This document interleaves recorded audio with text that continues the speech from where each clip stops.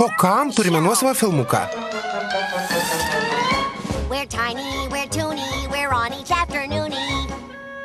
Juk čia mes, pameni? Taip, bet jeigu mūsų filmukas pasidarys neįdomus, jei prarasim puikų eterio laiką, jei nutrauks mažųjų nuotykių transliaciją, jeigu tapsime nepopuliarūs ir gyvensime nepopuliariųjų kvartale.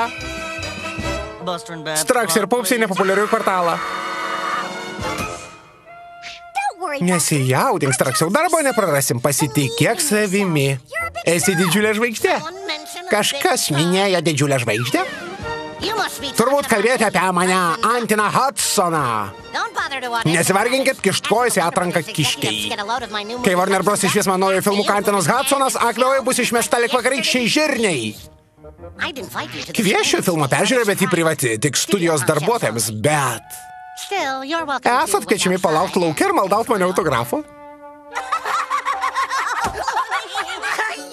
Tu teisi, Pupse, mūsų karjeroms niekas negrėsia. Eime į kiną. Nespalvotas miestas. Didysis 32 zvimbesys. Sveikas, drauguži. Labas, 2 bilietus. Sveika, sesut, kaip sekas? Mama liepia nesiartint prie nepažįstamųjų, o tu kaip tik toks.